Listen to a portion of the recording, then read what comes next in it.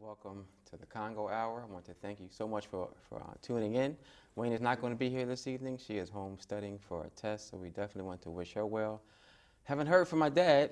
I'm not sure if he's coming, but for those of you who have been watching for the last few weeks, you know that he said that he was going to come on and weigh in every Sunday night because he's on a weight loss kick. He said he's going to lose up until he is around 190 pounds, I think. So he said he's going to lose at least 1 pound a week or 2 pounds a week.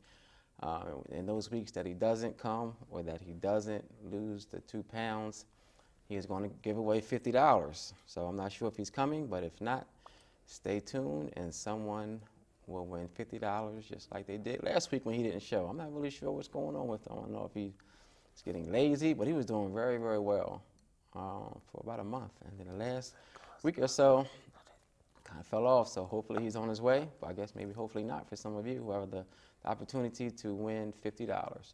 And we have 2 interviews this evening.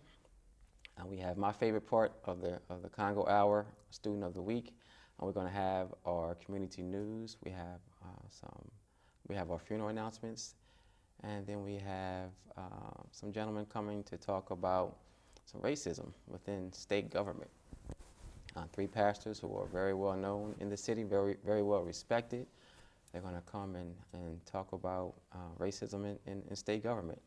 It's an issue that has been going on for years, but it's finally coming to light. They're going to share some information, so please stay tuned and listen to our second interview. But right now, we're going to go to my student of the week. Welcome to the show. How are you? Good. You want to introduce yourself and your sister and your mom? I'm Trinasia, and this is my sister Naisha and my mom Donna. Okay, well, welcome to the show, ladies. And congratulations for being my student of the week last week. I mean, you really have a lot going on. I wouldn't even attempt to talk about everything that you have going on, so I'm going to let you do it. And if you leave anything out, I'm sure that mom will chime in because she is so proud of you. And I know your sister might even jump in, and I know she's proud of you as well. So tell us what's going on in your life. Tell us what school you go to, what grade you're in. I go to Hudson Tech. Okay. I'm in the 10th. And what's your vocation there? I'm a dental assistant. Dental assistant. What made you pick that? I want to be a hygienist. You do? Okay. Do you know any hygienists right now?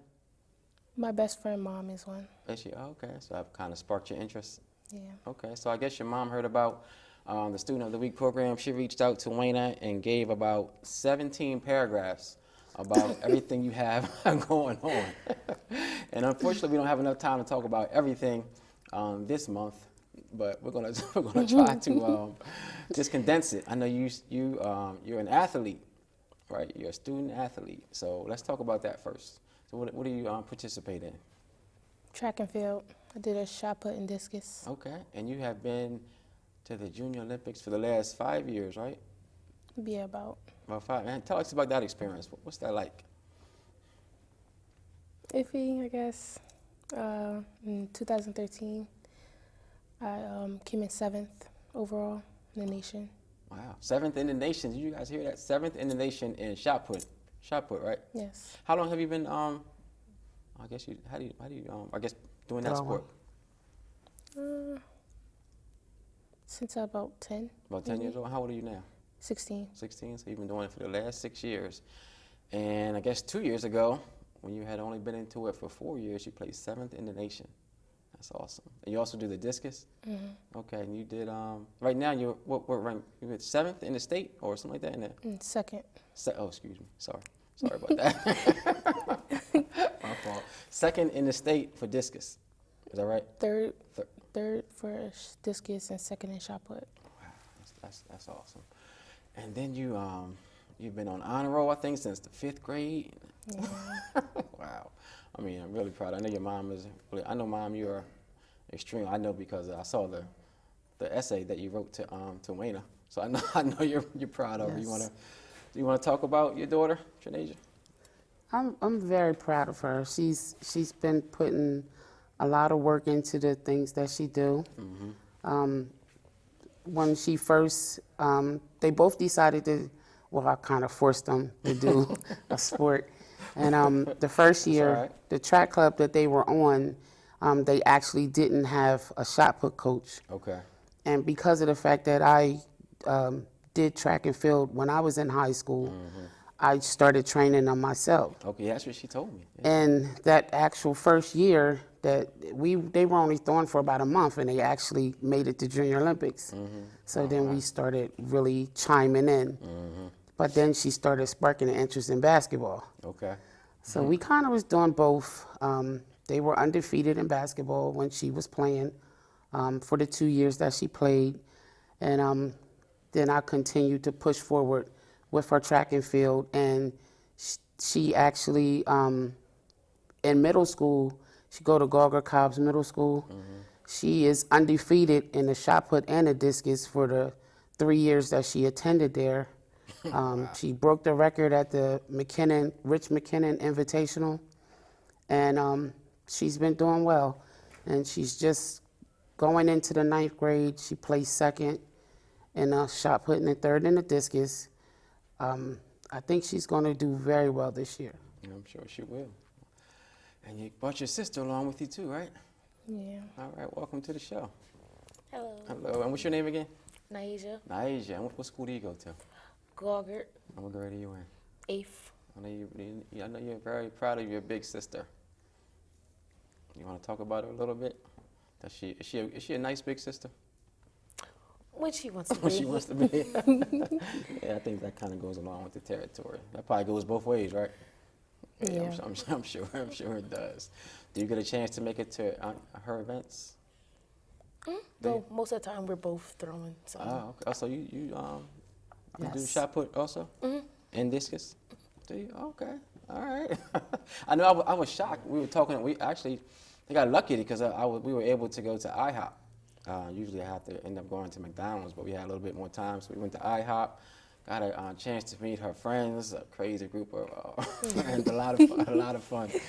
And I was asking her about, because I don't know too much about, the shot put or the discus, and I was asking you how you were trained. You said your mom did it. Your mom was your trainer because she used to do it. I was like, wow, that must have been really awesome, just having your mom to be a coach. I guess that kind of goes both ways too, huh? She's your coach and your mom. So I know that. I mean, it was a shock because you don't really hear about that. I guess the parent-child combination as far as Very hard. the coach and the student. So that was pretty good. What was that experience like? It can go both ways. Yeah. I'm sure it can. I'm sure it can. But now you have another coach that helps you out now, right? Yeah. And what's your coach's name at school? Coach Corbin. Okay, I'm gonna give a shout out to Coach Corbin. Yeah. Shout out to him. Oh, you know who else we have to give a shout out is your principal. That was so great how he when we pulled up in the limousine, he was out there with what's the lady's name? You remember? What was her title? Do you remember?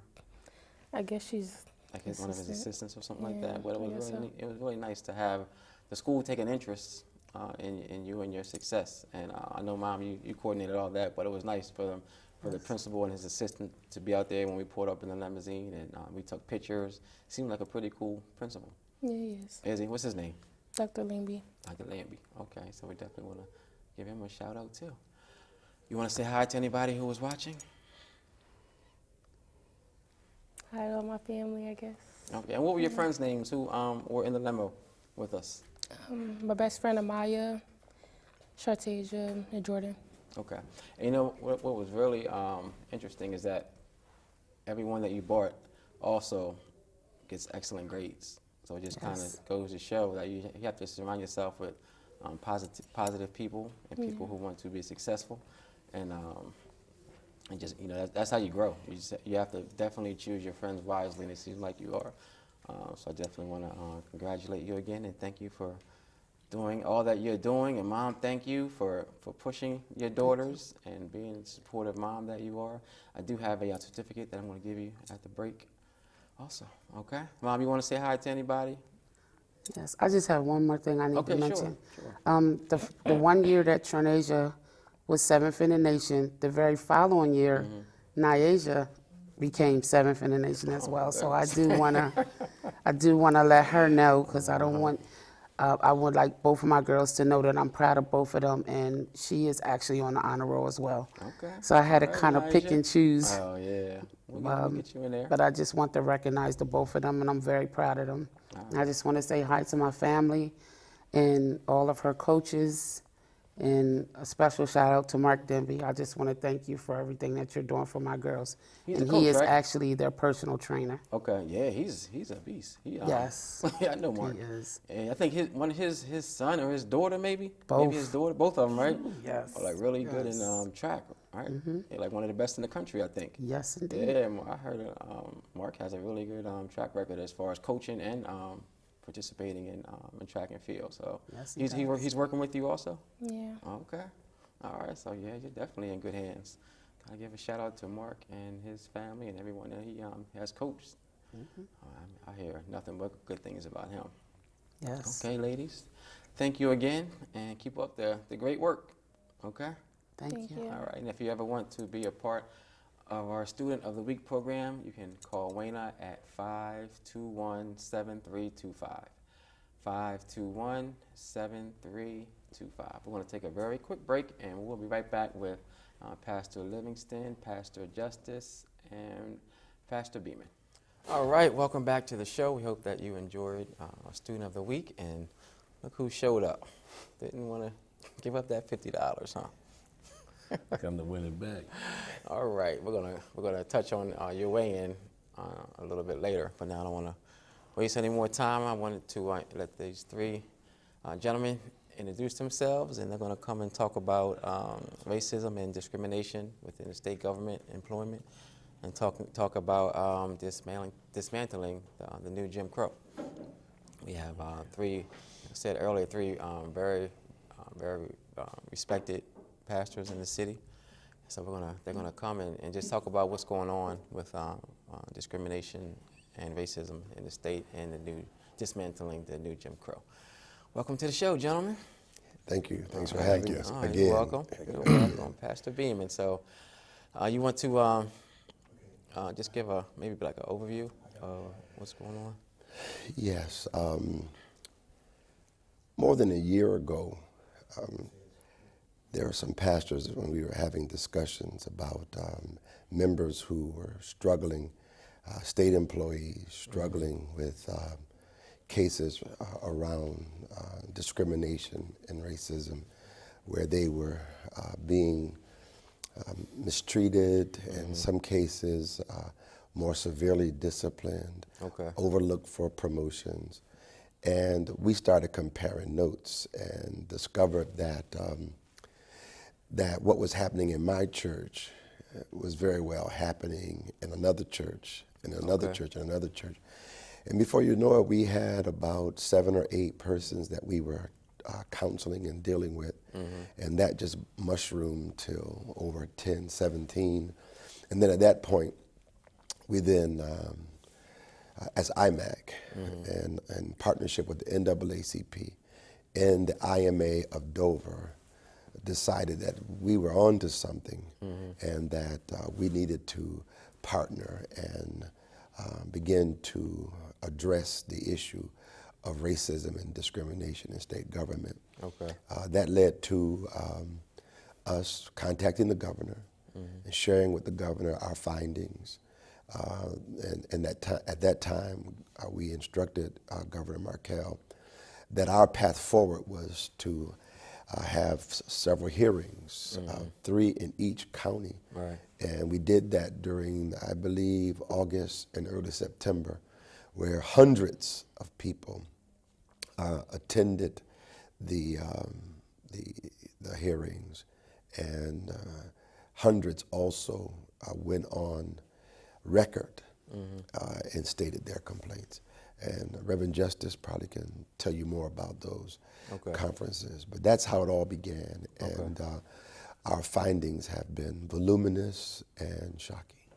Okay. Pastor Justice, thank you for joining us. Thank you. Appreciate it. Thank you. So you can give us, I guess, more detail about the forums and what was found during that. We traveled throughout the state, in each county, Newcastle, Kent, and Sussex, and there were close to about 400 persons who gathered for the forums, and they shared their experiences in addition to that, we had about 100 persons who called through the hotline and to share with us their experiences there. So we, in the findings, we found again that there's a lot of disparity going on in the state of Delaware, and that again is enabling us to stay, stay at work and making sure that there's some results and there's some changes made at this particular time. So you said this first started about a year ago. Well, it began. It became to light about a year ago. A discussion with us about a year ago. But Trippy, something that we discovered in our research and findings, that in 1979, the News Journal did an article about racism in state government, 1979. In 1994, the News Journal did a 4 or 5 day expose, front page, local section, about racism in state government. And here we are again in 2015. And if you put the stories side by side, they almost read identically. And so IMAC, NAACP, and IMA of Delaware, that's the Interdenominational Ministers Alliance, and other clergy in Sussex County as well. And as I said, the NAACP, we are going to be vigilant, and we've had discussions, we've had executive orders, we've had committees and so on and so forth to address racism and discrimination in state government. But we haven't seemed to put a stake in that demon's heart. And so we're resolute, the IMAC, along with our partners, that we're going to see this to the end. And when we get a chance, we like to talk about, some paths forward. And what does that mean? Like when you say you want to see this to the end, I guess I asked that because just based on what you just told me, the News Journal has been talking about it for the last 35 years. Like when, it's almost as if like we're being too nice. Like we're not being, like, in my opinion, we're not being disruptive enough, if that makes sense. Because it seems like the powers that be know that we're going to be nice, know that we're just going to talk about it, know that we're not going to take any real action. We're just going to keep following the path that we've always taken, and they can just do as they've always done, like they're doing. Like it seems like we just have to be disruptive. I'm not saying in a violent way, but we have to be disruptive as a group, as a people, and we have to kind of organize people and like shut stuff down. Like I don't see like why are they going to change now if they haven't since we've been talking about it over the last 35 years, if that makes sense. I think the key is that those of us who are illuminating and lifting up this issue, that we have to take some responsibility and say enough for discussion. And that's what we're saying. We are going to, we're compiling all of our data and our research, which is voluminous. We meet every Monday. We are analyzing and going through all of the interviews, and we have a path forward that we're going to present to the governor, who, through Executive Order 8, stated that there would be affirmative action and a dismantling of racism in state government. But we have not seen that happen. So we are going to be saying to the governor that there are some department heads who have been egregiously offensive, and their names popped up several times in the interviews, am I correct? And as a result, we're going to say to the governor, here's our findings. Here are the people that have been abusing, discriminating, racially slurring African Americans and minorities. They've come up in all of these interviews. Governor, you have to do something about them now, not later, but now. We also believe that there needs to be policy that is not only policy in writing, but there needs to be measures attached to the policies that will help us to to monitor, and when they don't follow their own procedures, to call them on it. We believe that we may need legislation. So we have been in conversation with the Delaware Black Caucus as well. So when I say seeing it to the end, we're not going to just expose something and then sit back and say, fix it. No, we're coming in with some concrete suggestions that we expect and anticipate that our elected officials will follow and be in partnership with us. You have anything to chime in on? You want to say? Yeah, I don't think that there's much we could do with the present governor, but I do think that interviewing and setting up some guidelines for the gentlemen that plan to run for governor in the 2016, and then create some kind of, I don't know how to say this, but it's like having the police department have their own men to deal with men who have gotten out of whack. I've never believed in that. And I don't believe if the governor sets up people within his system to monitor his people, we're not going to get much done. So we've got to have an ad hoc, not more than an ad hoc, but a regular, ongoing, structured people that when these kind of things come up, which are everywhere, that they're dealt with.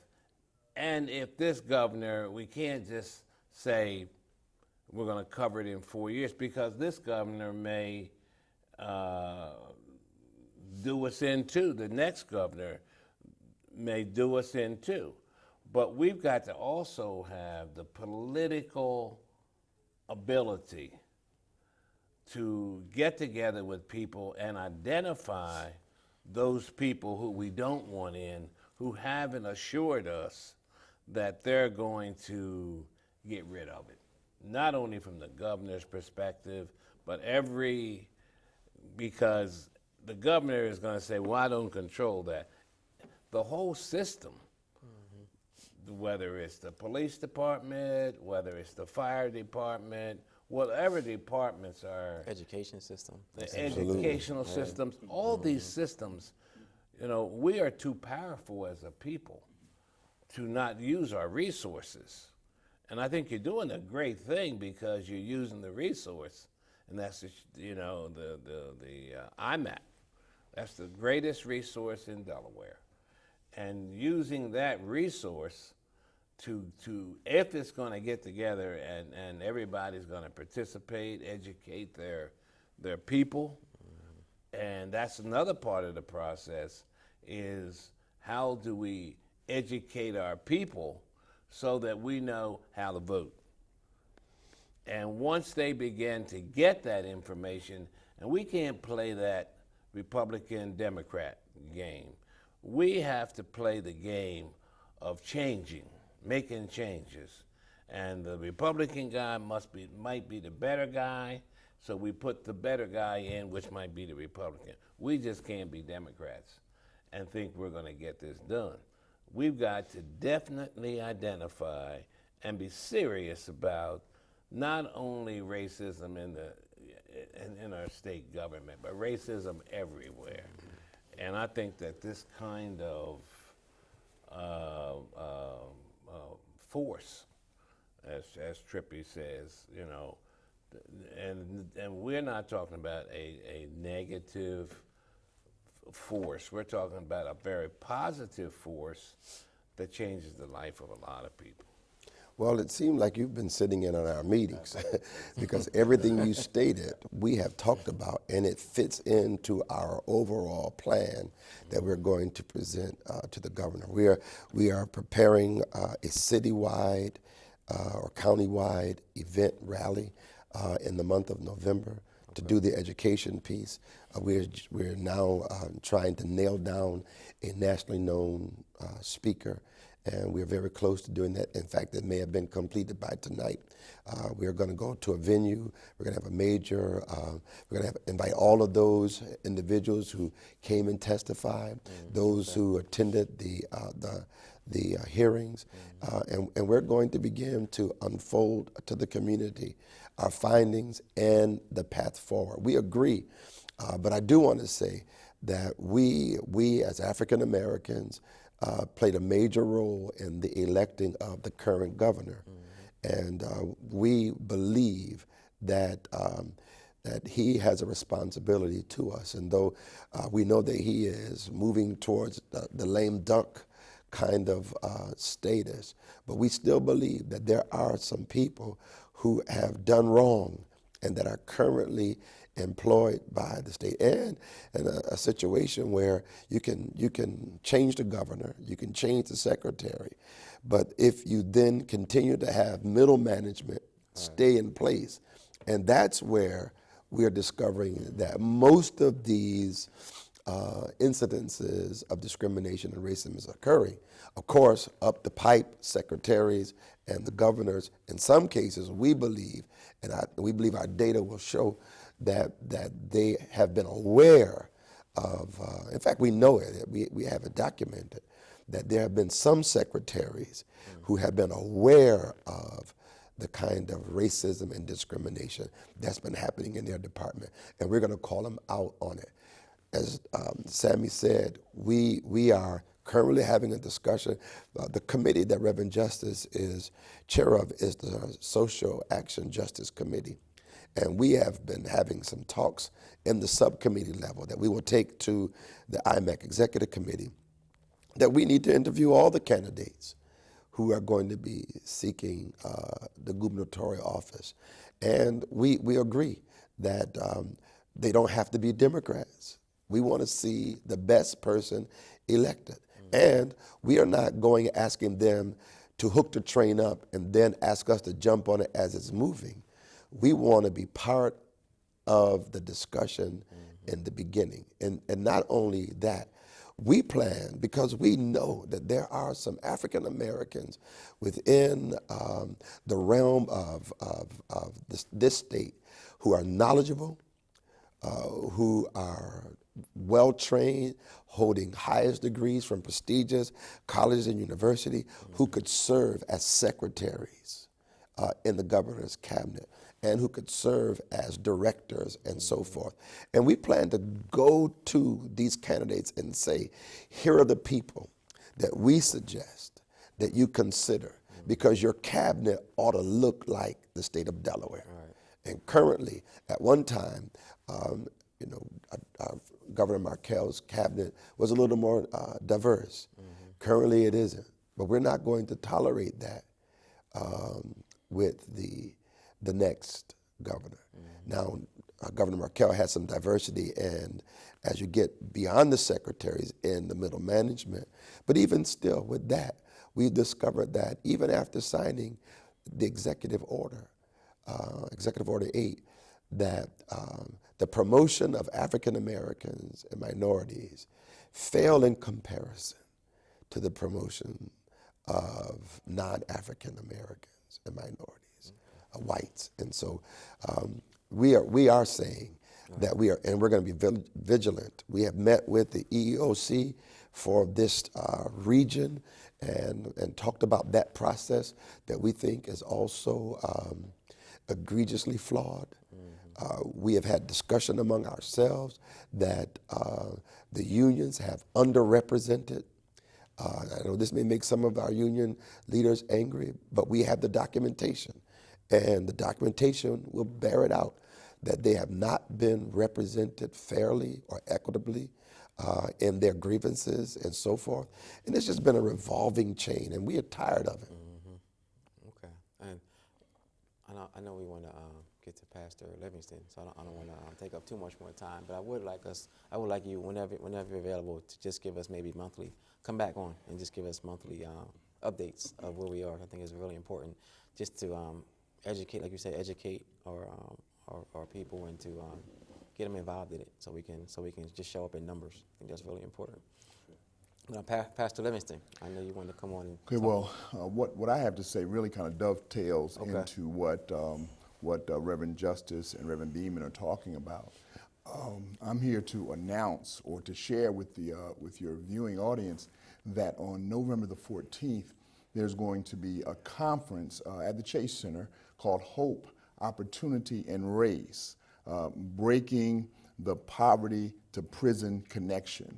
And we're going to have some national speakers come out that particular day. On that day, Jawanza Kanjufu, a nationally known speaker, is going to be there. Also, we have Dr. Yasser Payne is going to be one of the speakers on that particular day. And the conference is from 8:30 to 4 o'clock. And I have a visual, I think, of a flyer we're going to show up there. But the overall objective of the conference is to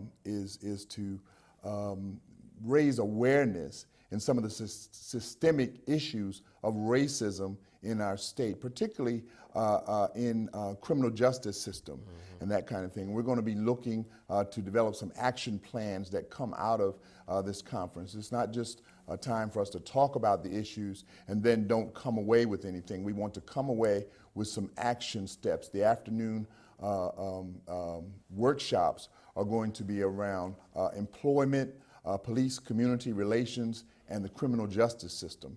And so we're inviting everyone to come out and be a part of this conference. We certainly hope to make some changes, not just in the kind of moral fabric of our city and state, but also in things like the state government, where there are systemic issues of racism and discrimination that have been around for decades. And it's time for us to begin to break up those systems. And we're going to be talking about that on November the 14th from 8:30 to 4 at the Chase Center. We want people to register ahead of time. If you want to register ahead of time, you can go online to endnewjimcrowde.org. That's endnewjimcrowde, one word, .org. And if you want to register by telephone, you can call 691-5664. That's 691-5664. And so on that day, I think it's going to be a transforming day and time for our city. There was an article in the paper today that was talking about the disproportionate number of African Americans in prison. We make up about 20% of the state's population, but we're nearly 60% of the incarcerated population. Right. And one of the things I always say, unless you believe African Americans are genetically criminal, there's something wrong with that particular figure. And there's something that in our system that makes, that skews those numbers, where we would be 60% of the incarcerated population when we're only 20% of the population in the state. And I guess that's why I get like the information that we present to to our city, to our county, and to our state, via like the different conferences and the forums, and even this venue right here. I think it's terrific. I think that it's definitely necessary, but I just think that we have to take another step because I just don't see like who out there who is maybe currently in government or who plans to run next year is really going to be brave enough and strong enough to say, okay, you guys are right. There's enough information out there. I'm going to do something different. Like even our current governor and whoever his cabinet is, and not only in the state government, like I said, the education system, the justice system, like the information is already there. And I think they're just like they're playing right. with us, and they're not serious, because if they were, they would take immediate action. Right. And it's almost as if we have to make them take immediate action, because they know we're going to present it in a nice package, and we're going to be patient. And I think we've just been patient for too long. Yeah. And somehow we have to let them know that we're serious, and that we're not going to keep talking about it. We're not going to keep having these conferences. We're not going to keep just having a conversation. Like we're gonna organize, and we're gonna go to Dover. We're gonna go where we need to go, in masses, in hundreds of thousands of people, and we're going to be disruptive in a peaceful way, like you guys did when during your era. I think that it has to. I think that it has to get to that point. I just don't see us getting to where we need to get to any other way, because it's been too long, and we've been talking about it for too long. Right. Well, there's something different, I think, about this time.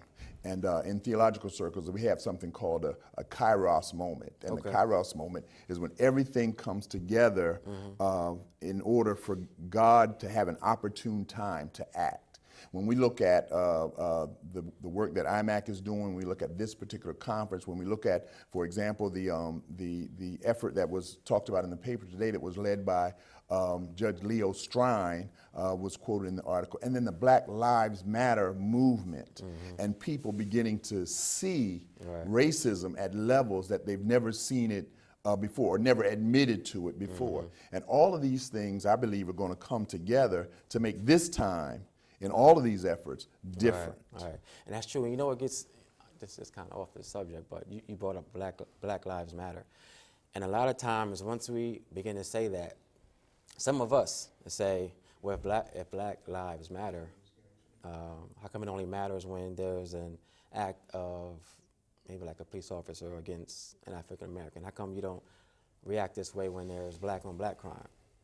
But like you said earlier, you have to really take a look at the system that is putting 60% of us in jail. We're only 20% of the population. You have to take a look at our education system and realizing that I think that we're actually being almost trained to be in the situations we're in. So we really can't, we can't let government off the hook by just saying, well, before we go after government, we have to make sure that we hold each other accountable. And we do. I'm not saying that's not a part of it, but I just think that you have to really see the bigger picture and realize why we're doing what we do to each other. I think that's why it's so important Right. that people need to go to this workshop that Reverend Livingston is talking about. And I think also one of the things that is happening is that, and to your point, I believe folk are coming together, Right. even with the state workers again who were at the hearings. They participated. They were very courageous and sharing and letting us know that they do want to see some results, because there's zero confidence and no trust in the present system that we have now. So I believe again our coming together as we are will make a whole lot of difference.